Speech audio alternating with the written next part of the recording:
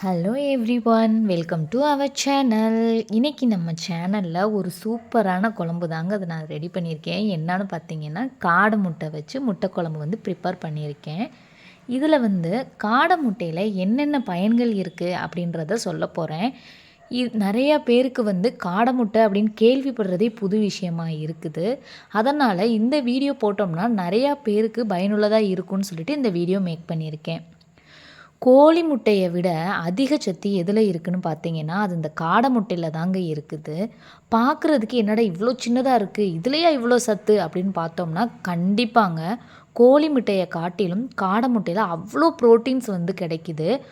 கோழி முட்டையோட காடை முட்டையை கம்பேர் பண்ணி பார்த்தோன்னா 11% புரோட்டீன் வந்து கோழி முட்டையில் இருக்குது. 13% புரோட்டீன் வந்துட்டு இந்த காடை முட்டையில் தாங்க இருக்குது. அது மட்டும் இல்லாமல் விட்டமின் B1 வந்துட்டு கோழி முட்டையில் வெறும் 50% தான் இருக்குது. இந்த காடை முட்டையில் 140% வந்து கிடைக்கிது. இதுனா நம்ம குழந்தைங்களுக்கு கொடுக்கலாமே, எவ்வளவோ விட்டமின் டேப்லெட்ஸு அது இதுன்னு கொடுத்து விட்டமின் சத்தை ஏற்றுறதை காட்டிலும் இந்த மாதிரி இயற்கையாக கிடைக்கக்கூடிய உணவுகளில் கொடுக்கும்போது பிள்ளைங்களுக்கும் ஹெல்த்தியானதாக இருக்கும் இல்லைங்களா. நம்ம உயிர் வாழ்கிறதுக்கு அதிகம் தேவை எந்த ஊட்டச்சத்தும் பார்த்தீங்கன்னா B1 தான். அது இந்த காடை முட்டையில் வந்து தாராளமாக கிடைக்கிது. அதனால் நம்ம குழந்தைங்களுக்கு இது கொடுக்கலாம்.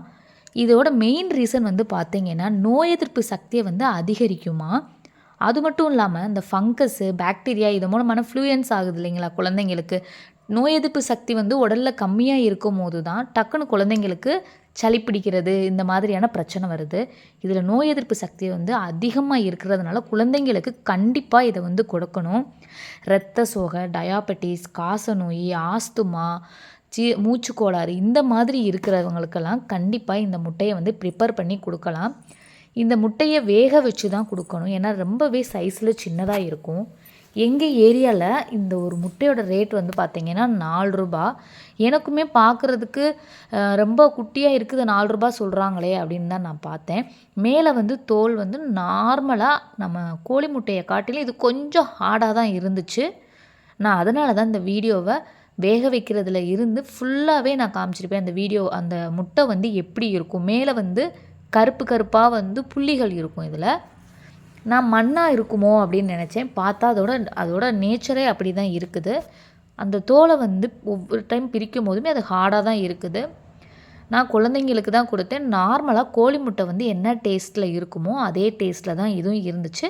ஆனால் அதை விட கொஞ்சம் அந்த வெடுக்கு வாடை அப்படின்னு சொல்லுவோம் இல்லைங்களா, அது அதிகமாக தான் இருந்துச்சு. இதில் நான் 10 முட்டை கிட்ட வந்து வாங்கியிருந்தேன். அதாவது ஏரியாவை பொறுத்த ஒவ்வொரு ஊரை பொறுத்த மாதிரிக்கு ரேட்டு வந்து ஃபிக்ஸ் பண்ணியிருப்பாங்க. நார்மலாக முட்டை குழம்பு வந்து எப்படி செய்கிறோமோ அதே மாதிரி செஞ்சு இந்த வேக வச்சதை வந்து குழம்புல போட்டு குழந்தைங்களுக்கு நான் கொடுத்தேன். நீங்கள் பாயில் பண்ணி வெறும் மஞ்சச்சீரகம் போட்டு இந்த மாதிரி உங்கள் குழந்தைங்களுக்கு நீங்கள் கொடுக்கலாம்.